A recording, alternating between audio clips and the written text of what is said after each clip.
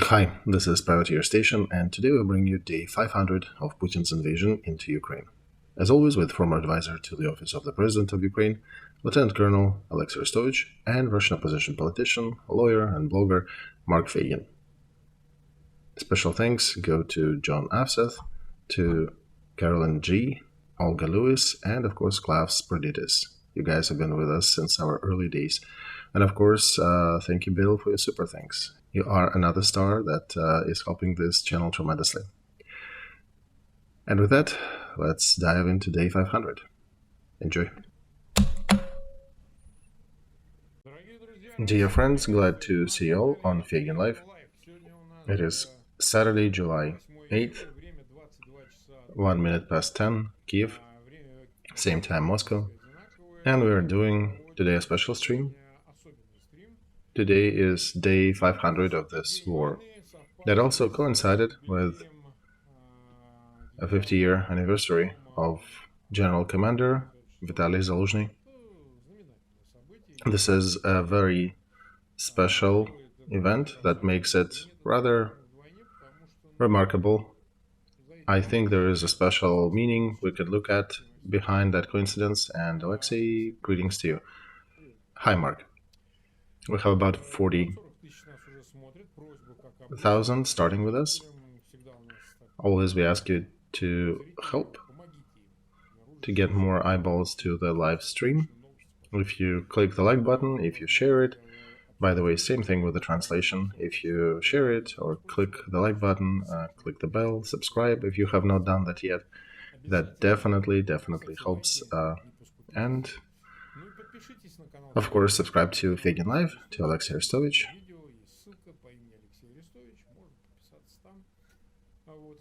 And with that, let's begin.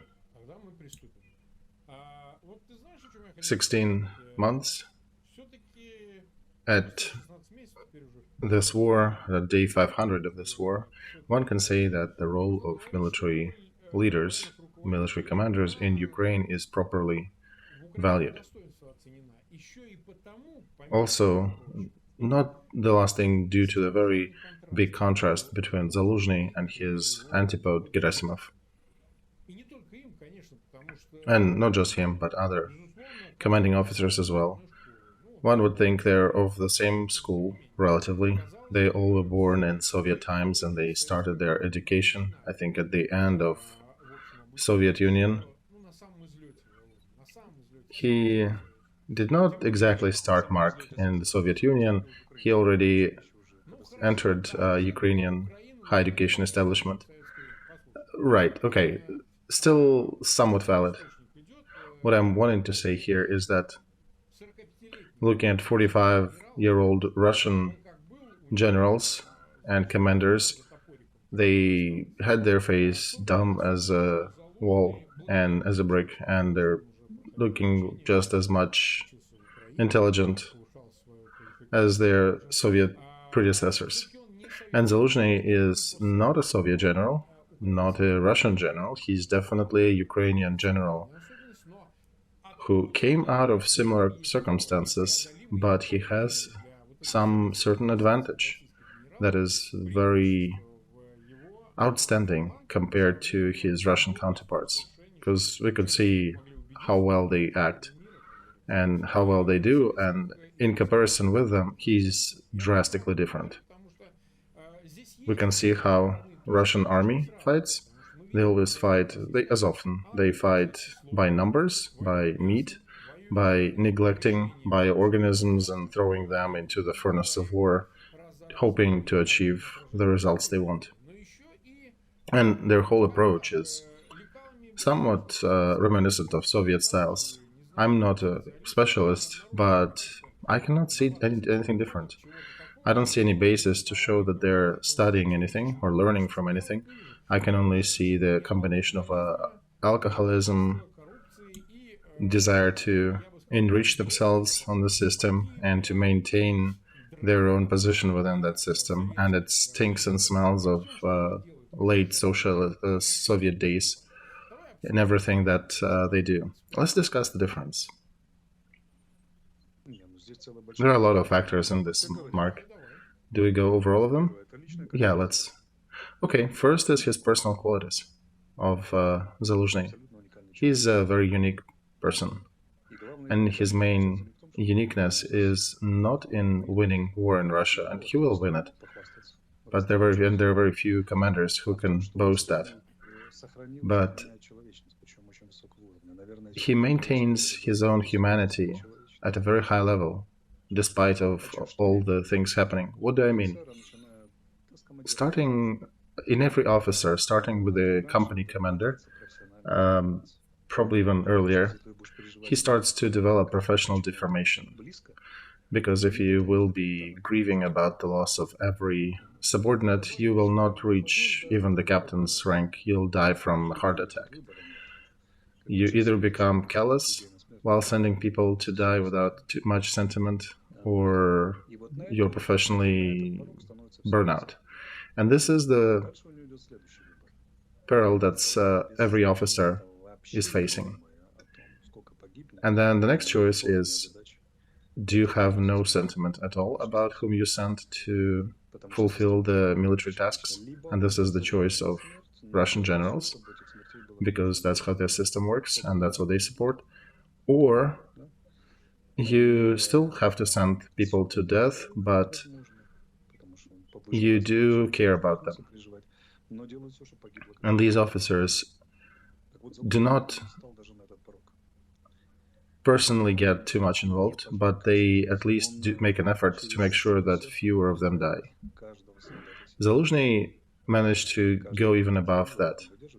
He is passing through his heart every civilian and every soldier. I don't know how he's doing that, but he doesn't have that callous element that his peers usually have. I don't know how he's doing that. And I did tell him today when we talked earlier, a couple hours before the stream, for you, Valery, and for the audience, Valery Fedorovich, there'll be several monuments erected. Probably the biggest one will be up in heaven, because being in the midst of the biggest war of your time, you even avoided that professional deformation, sending people often to their death. I don't know how he is doing that. This is such a blade running. You have to be so delicate inside in making these decisions, and I cannot even compare him to anything, even in history. I think this is a very unique combination of personal factors. Speaking of his talents, he is up to his ears in love with his military profession. He loves it and he studies it. His table is piled with military technical literature, old and new, and newest. And he is using every free minute to better his professional experience. He graduated with excellence. He graduated with honors, operative tactical faculty. He also got the sword of a British Queen that is being given to the best of the operative strategic graduates, also with excellence. He took every commanding position without maybe the specialized kind of command, but otherwise he grew through all of them. And he was fighting in Donbass region. And he was the head of command there. He was leading the United Force operation there. This is a very serious school. And even then, he had those qualities. Even earlier at school, he had these qualities.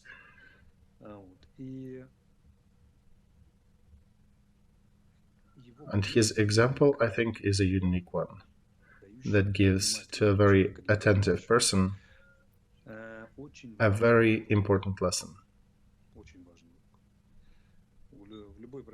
In every profession, your skills can usually be divided into soft skills and hard skills. Hard skills is your professional skilled knowledge, and soft skills are your personal skills that complement your professional experience. And I was always saying that for military, soft skills are more important than hard skills. Of course, if you can completely not use your troops, there'll be issues. But overall, soft skills matter a lot. And he is an outstanding proof of that thesis because his professionalism is totally standing on his moral qualities as human. And Clausewitz wrote about that. Sun Tzu wrote about that military commander has to be an outstanding human first. I'm summarizing their statements, but basically that's what they meant. And only after that, he has to be a good commander, because his good commanding qualities are very dependent on his personal qualities. How? Because war is, first of all, a path of fog, treason, deceiving, because everything is standing against the commander. Whether enemies, terrain, his own inner fights, they all affect the result and decisions.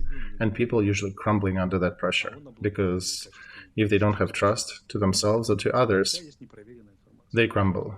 He doesn't, because he is not like that. If you are rotten and if you have a lot of undivided and unsupported information, you'll be tempted to follow the mistrust, the path of mistrust to those who brought you the information, to your leadership, to the troops, and you'll start making errors and then making erroneous explanations and covering your butt. When first you need to throw your troops into the grinder, deceive your neighbors, make sure that you stay alive longer, deceive your commanding officers. And Valery Zaluzhny, due to his high moral qualities, he has a lot of trust. Remember, there was a problem of Khajan Nasreddin in Solovyev's novel when he was arrested and he was tortured, and he was put in circumstances that Baghdad thief appeared to have ratted on him, and he was very tempted to just give up and tell everything, so-called Nasreddin's dilemma in the psychological literature. And he sustained himself. He still trusted that partner did not tell on him, and that saved his life. And this dilemma is the thing that a commander is facing. And Zaluzhny is making right choices time and time again. And he's growing himself as a person, because every time he is betting on the light, which is so different from his Russian counterparts, who are forced by system to bet on dark, on rotten, on evil, essentially. And I do know people, I do always look at people, how much light and how much darkness is in them when I meet them. And every time I meet him, he is every time beaming with more and more light. And that's why he's an outstanding example when a person using his moral qualities, putting higher requirements on his moral qualities, becomes a better person overall and increases his professionalism. Because war is a very dirty thing. It's a very compressed, dark atmosphere action that pulls people down with anchors, and very single ones of them manage to not just stay afloat but become better. Growing on that material, always selecting light, always sticking with the light and staying the true warrior of light, it is very difficult. And with the amount of stress that he is facing, keep doing that time and time again is fantastic. But he has that internal engine, internal build that allows him to do that. His intuition is elevated as a result of all that. Understanding of situations is elevated, and daily experience that he is getting is tremendously precious. I tried to explain that to our viewers, that main mechanism, that they can see how it works. That first of all, you need to be human, and then your human growth will pull up your professional qualities. And in these inhuman conditions, he manages to do that. So, following your logic, following your explanation, I think there'll be different opinions on that, but it is basically individual specifics of Zaluzhny. He is not so much a product of a system, he is a product of himself, first of all. Why are we asking this? Because there are a lot of other Ukrainian generals not less worthy and important in some way, Syrsky and the others. We want to understand if Ukraine managed to educate and to develop these cadre, these military, or is it indeed, in the most part, individual qualities of people?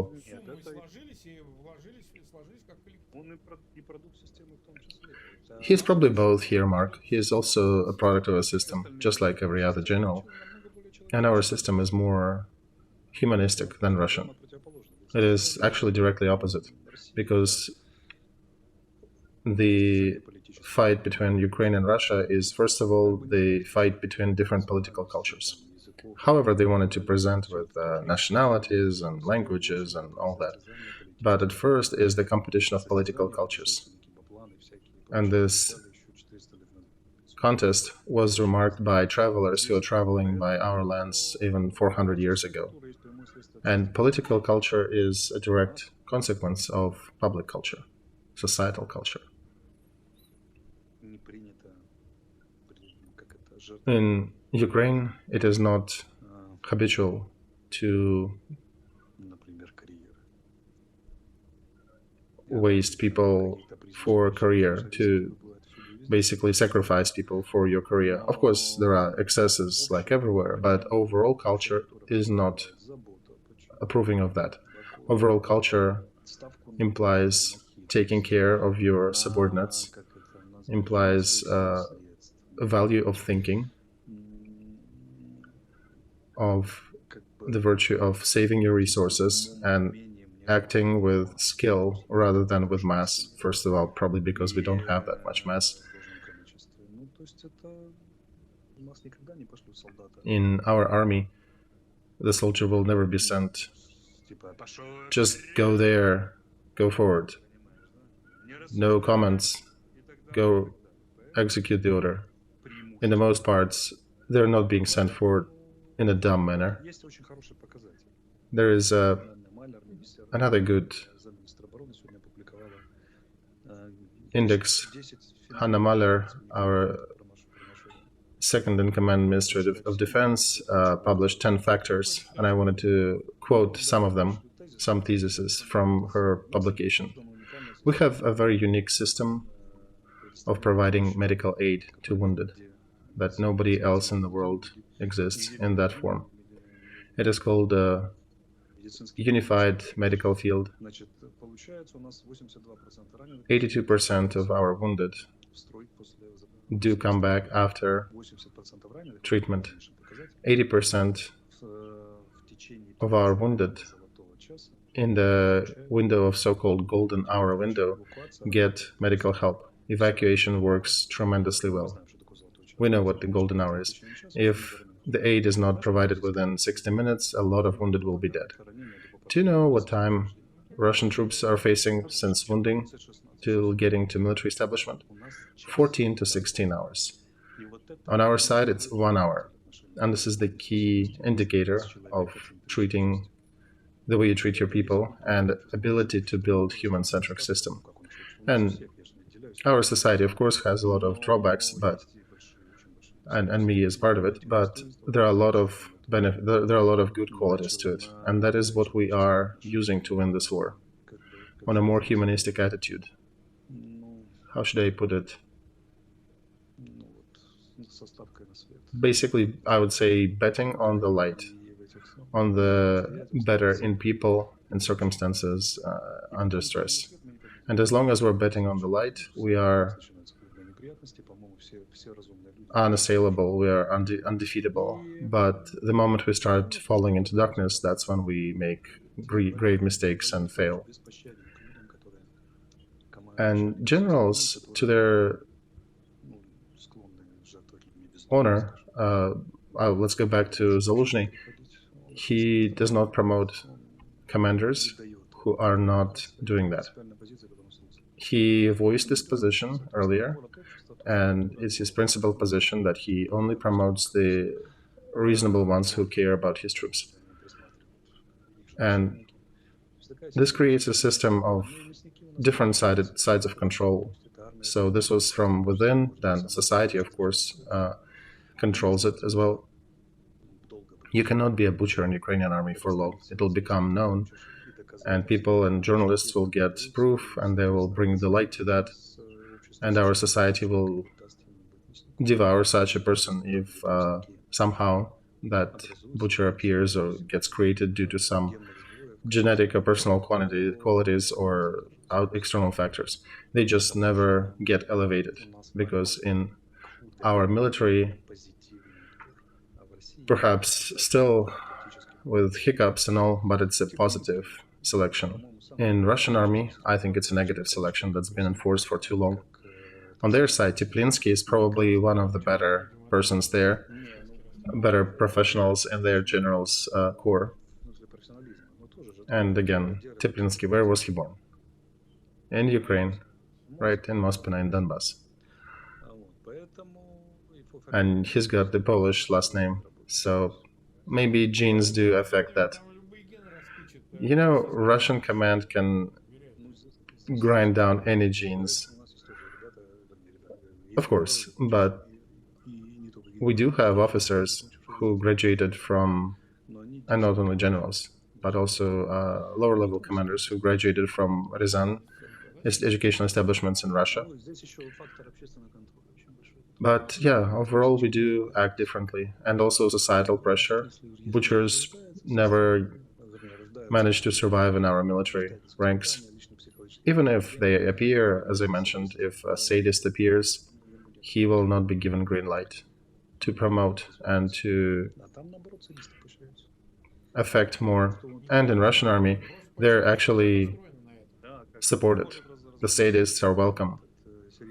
Oh yeah, absolutely they do. Who can destroy Syrian hospital with children? I can. Here is a medal for you. Who can bomb Mariupol dramatic theater with the inscription children on it? I can. Remember when they put Surovikin? They were happy, they were giddy, and they were saying it's General Armageddon coming to Ukrainian front. Putin giving honors to the 64th Brigade, who was creating horrors in Bucha. So this is not only welcome, this is also awarded, rewarded, and even demanded from Russian side. And our system is different. We are betting on other things, and that's why we're winning. We've been live for about 20 minutes. 125,000 is watching us. We have a lot to discuss. So please continue clicking like buttons and keep sharing links. That definitely helps to bring more people to that stream.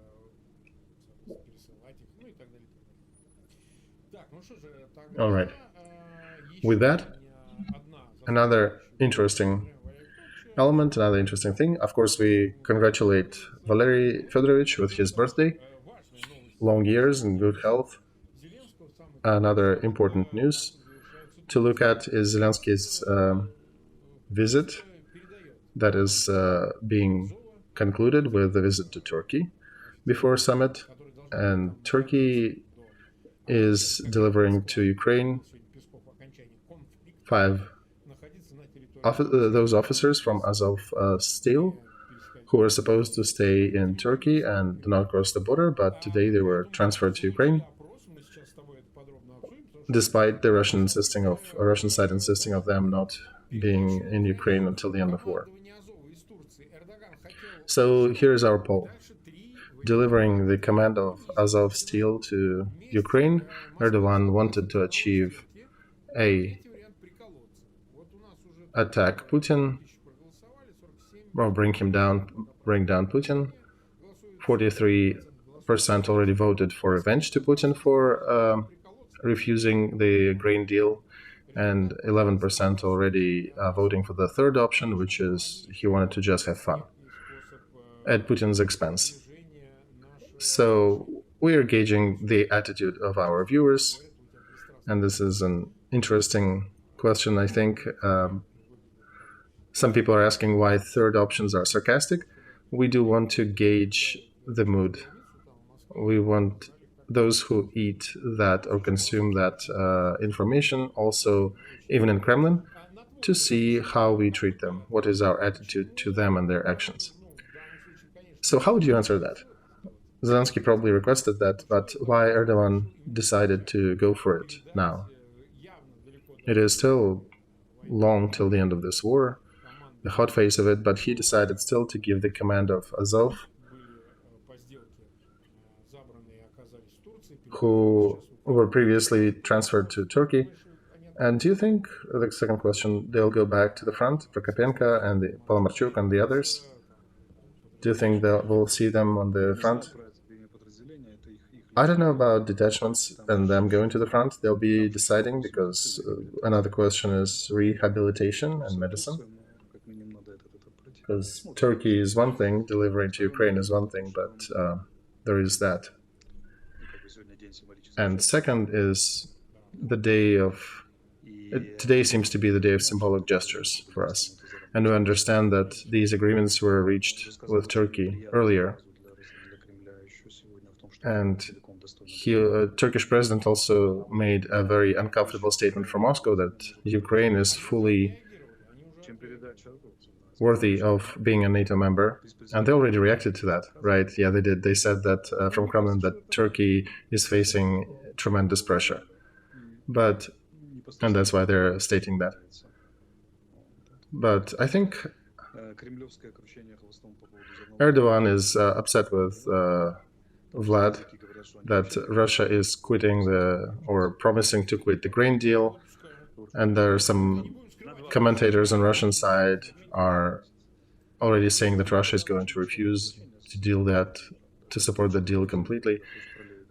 And Erdogan is basically slapping Vlad and showing him that, see, we can then regulate it other ways. We can open or close the straits so your ship will not be able to leave the seas. And, our special command may bring some extra heads from your troops in Syria, or we may accidentally attack more of your positions there, or just like now, we can deliver some of the captured officers to Ukraine. And Erdogan is 2 heads above Putin, if not 3 heads above Putin in his professional experience and skill.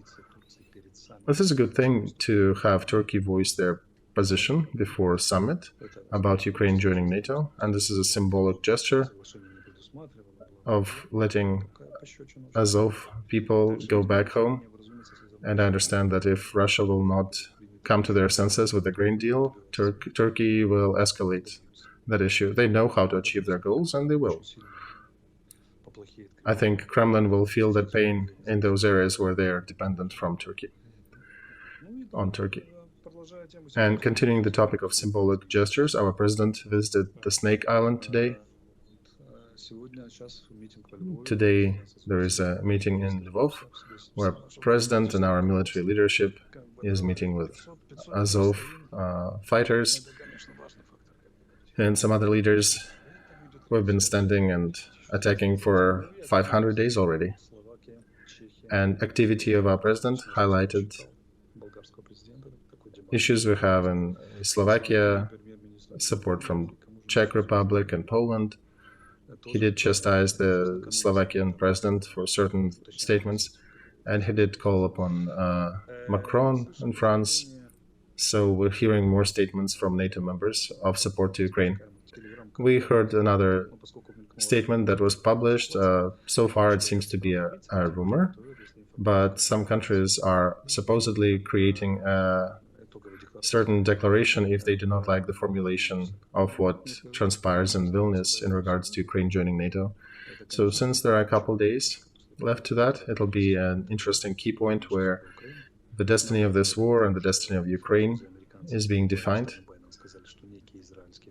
French speakers and White House speakers are already talking about some Israel-style guarantees and guarantees of military help. So it's curious. I think that's on the positive side. I don't think there'll be exact days of joining NATO given to us. That'll be probably the cold bucket for us on that meeting. But overall, nobody expected that the country that is fighting will be declared to join NATO, right? And there is another article that was published that brings a lot of questions in Newsweek in the United States. Oh, let's go into that. There are a lot of good questions there. All right. So, briefly summarizing that,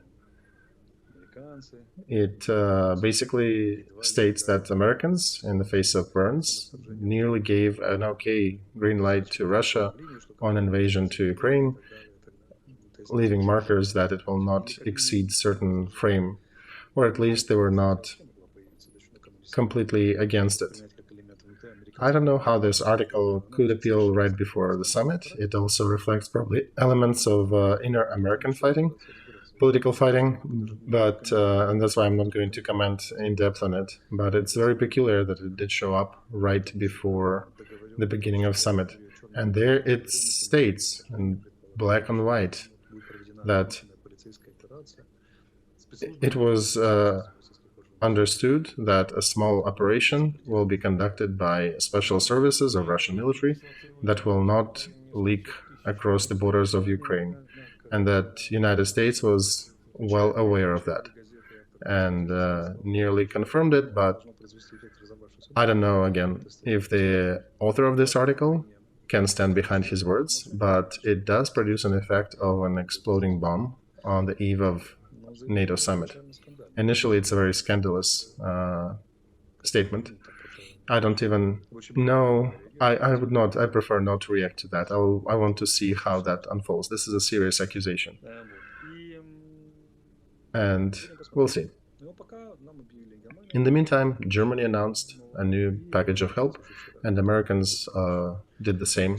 And also cassette ammo types are allowed now. Let's talk about these ones, and then we go to the map briefly. So these cassette type munitions, they somehow sharply spiked in interest to them all of a sudden, even though it is being told that Ukraine already had them and they were supplied for a while. At least some media is publishing it this way. So Russia, Ukraine, and the United States have not signed the treaty that did European countries. So Russia is using cassette types in Ukraine. Oh, absolutely, at large. And the reaction is so in the West, please don't do that. And from Kremlin as well, yeah, don't use these, this is painful, don't do it. And some European countries chime in as well. This sounds silly. That looks silly. Why are you using them, right? Why the foes using them? What doesn't sound silly coming out of the mouths of some of those leaders? Okay, what are they afraid of? What makes them so special? Let's put this question this way. So these types of munitions very effective on groups of troops, also on large groups of equipment. So if you catch a column or a battery or division standing in a certain place, it's a very effective story, especially for a counter-artillery fight. They may be very useful, especially given the quantities of the artillery that we are destroying monthly. That may escalate and expedite that. They already are at peril with the artillery, and with this type of munitions we can do better. Basically, this is an additional factor that will aid us to conduct our counteroffensive, that will help us to increase the effectiveness of our shelling on certain type of targets, increase it by several fold. And that, of course, makes them concerned and screams some protests from the walls of Kremlin. 160, almost 170,000 are with us. About 60,000 people clicked the like button. Let's take a look at the map. What happened from Thursday to Saturday on the front? Here is the map. Where shall we go? Let's go from the Antonov, where there was a disconnect. Antonov Bridge, no news there. We have not made any statements, and their side is not publishing anything. So some of the evil tongues, as we used to call them, are saying that our troops have broken through Russian positions near Robotyno. I don't know if we can trust it, but it's an interesting one. And this is in the middle of the map. You can see those group of diamonds. Robotyno is the first settlement on the way down to the main defense lines. And let's continue. Staromayorskaya, Novodonetskaya, that's another active line. And Pavlovka near Ugledar and Novozlatopol is another area where we are pushing forward. The Robotyno is the most unpleasant for them if we indeed manage to break through there, and I think we'll know that by Monday, and the situation there will become known by Monday. That may become a factor that worsens their unhappy position as it is. In Marinka, they're still attempting to move on us, and Avdiivka as well. This is pretty hot there, and in Avdiivka, the fighting is serious. And they have attacking actions from their side and counter-attacking from our side.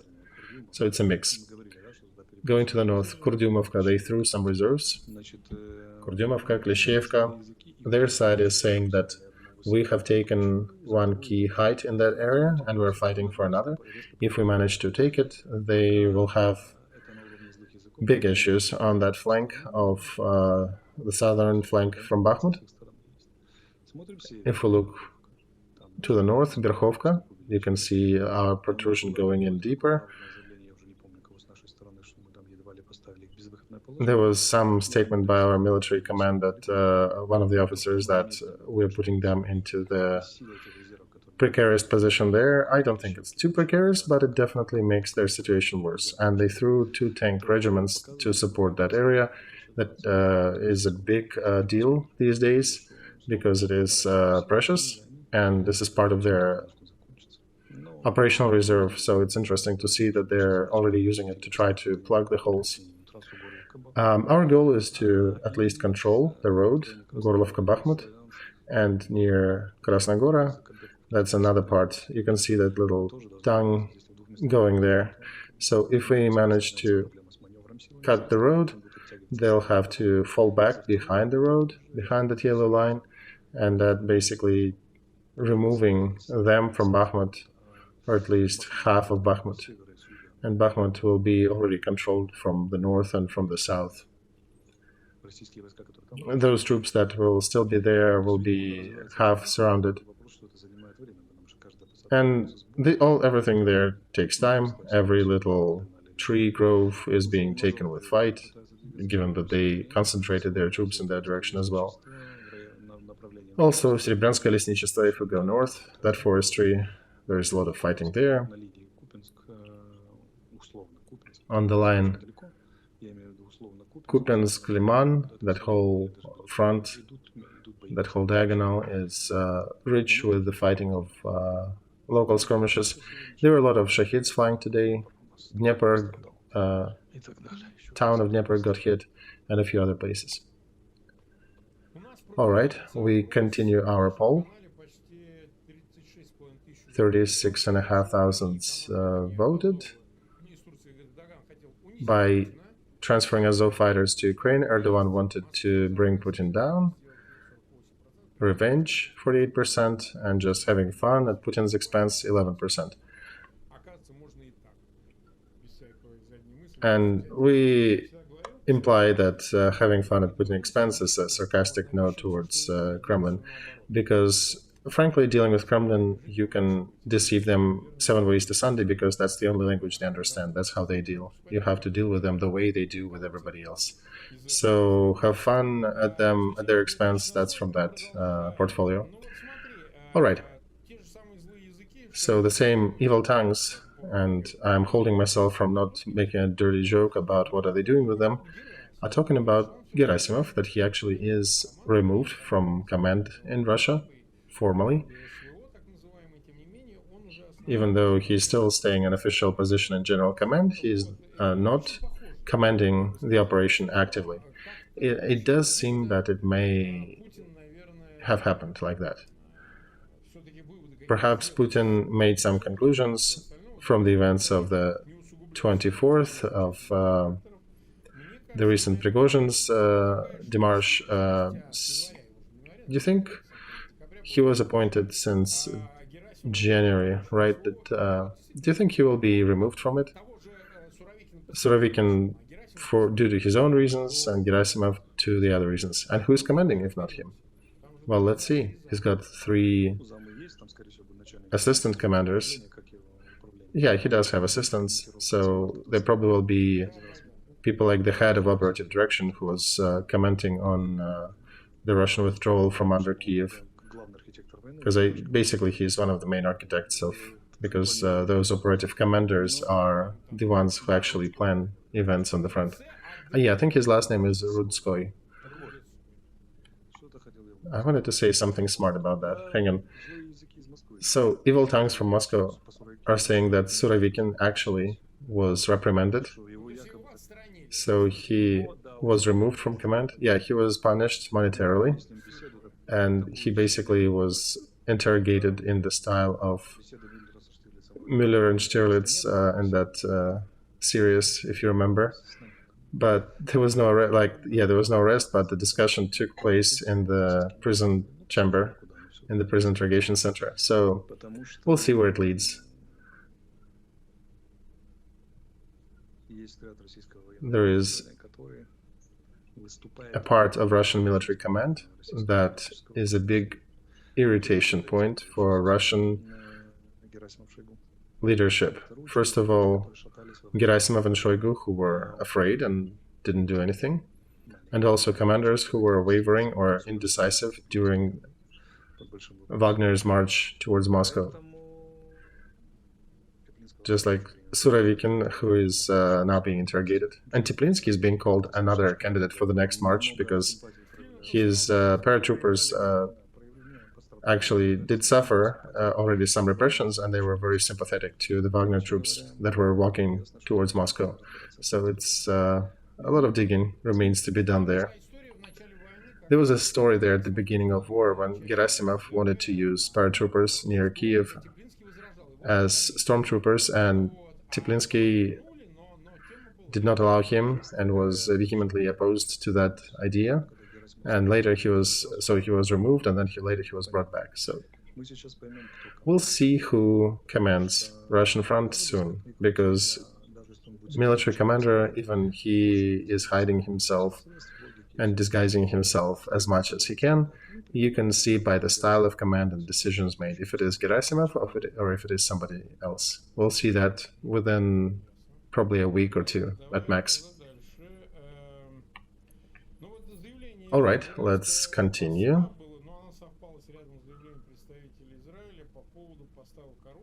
And there was a statement made by Israel ambassador in Kiev. He said that we are a country at war, and I'm loosely quoting him. The meaning was that let NATO demonstrate their readiness to aid and support Kiev. What do you want from us? We are fighting morning till evening. We can do as much, only so much, while NATO countries are still not at max supporting Ukraine with their weapons, which I think is a reasonable position. I think Israel definitely has to help Ukraine, but inside Ukraine there is also a discussion brooding, which is quite sharp at times. I'm not saying any last names, but many of participants of that discussion are attacking the position of Israel. And Israel is actually in a precarious position. They have issues with Iran, with other actors in the Middle East. And I think we discussed that several times before, that Israel will continue unofficially aiding Ukraine in different nomenclature items, or maybe will be pressed to a position to actually give something officially. I know Americans asked Israel to deliver Iron Domes to Ukraine. Israel has 3 words: Gaza is 1, Syria is 2, and concealed war with Iran is 3. And on the background of Saudi Arabia and Iran becoming warmer to each other, that actually makes external politics of Israel much more difficult. They have limited resources, so every motion, one way or the other, can destabilize their very peculiarly balanced situation. Mikhail Brodsky, one of the ambassadors, said that the whole NATO bloc that is under umbrella of collective treaty is probably a much better candidate for asking for military support than Israel. While Israel is not covered by NATO mutual protection, has only specific guarantees from the United States, but they're not in the best position to do that. They could have given more, but I think they judge their resources better than we do. We don't know their detailed situation. They can calculate pretty well the balance of powers and possible consequences. Israel needs to keep their head rotating 360 degrees, and there are 19 Arab countries with only 2 of which they have peace treaties, and even those are, one wouldn't rely on them too much, because if possible, both Egypt and Jordan would use situation to their advance if they can bite at Israel. And I think Israel calculates everything, every tank, every missile, so they have to be very careful and calculating. I'm okay about that. They are continuing to support us with humanitarian help, and this is great. And we're thankful for that.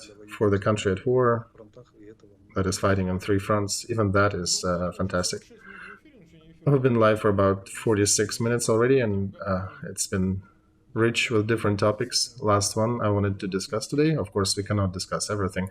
We get different questions, like, let's talk about the grains and the crops that are being planted and harvested in Ukraine. Sorry, we cannot talk about everything. Yeah, we can talk about some agriculture, but let's focus on the other things. So, Legion of Freedom of Russia announced another raid in the depth of Russian Federation. And since they've done it before, there is nothing unusual about that. We do trust them. We do trust just the press release. Yeah, we do, because these guys do have the capacity to do that. So the context I'm bringing it up is that there is a big discussion in Russian opposition. It's time to create their own military. Otherwise, it looks weird or not serious.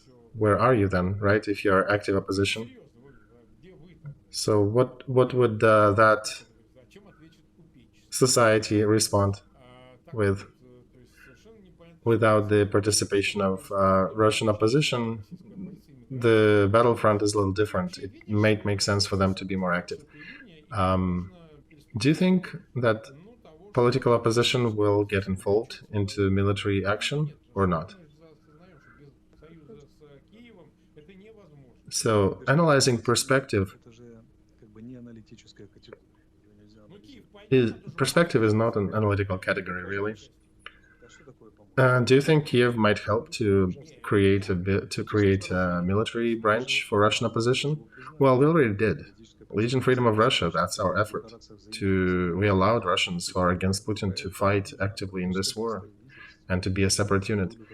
We can now wait for the opposition to accept it, to recognize that this is their military branch. But it needs to be a package of the logic and combined message together.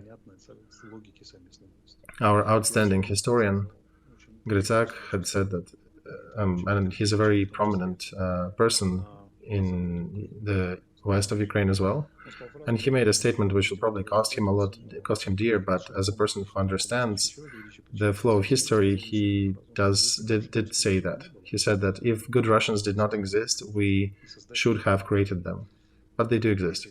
And I think we understand the logic of that statement, right? And now there is Legion of Russia, and then there is Russian opposition. What is their relations? They need to recognize each other. They need to accept and work with each other. And we do hope, we're still hopeful for that strong step that will mutually increase each other, and we can, of course, help to try to amplify the effects of that decision. They just need to make the decision. They've been discussing it for long. It's about time. All right. We've been about 15 minutes almost live, kind of spilling over the usual time. We cannot answer all the questions and all the agendas, but the day after tomorrow, on Monday, we have a next stream, and everything that will appear on the radar and everything that we have not discussed, we will bring up again, right? A big ask to our viewers, please continue sharing links to that stream in your social media. Click the like button, that definitely helps us. Do not forget, if you have not clicked that, you've been with us for these 500 days. And of course, subscribe to Feygin Live. We are at 2,120,000, almost 5,000 subscribers. And of course to Olexiy Arestovych and to the privateer station if you have not done that yet. I suggest, Mark, I understand it may be a little odd to do it on the video, but I suggest a minute of silence in honor of those who gave their everything, and we've been standing for 500 days, not just standing, but also advancing.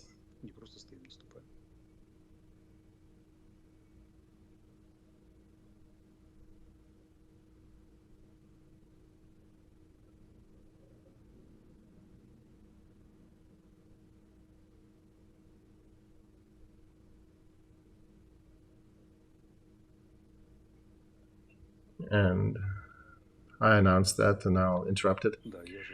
On the Mahler today, let me read through those 10 points. I think they're principal and important.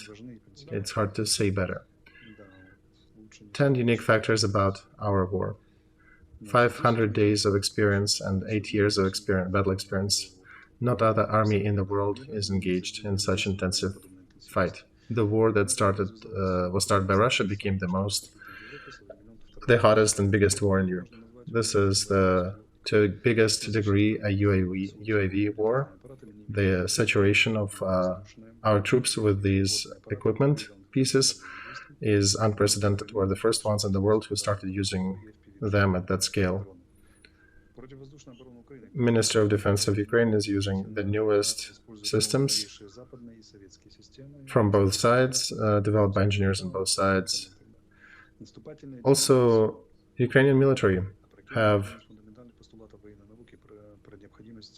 dethroned the usual concept of having to exceed the enemy 3 to 5 times when you're advancing.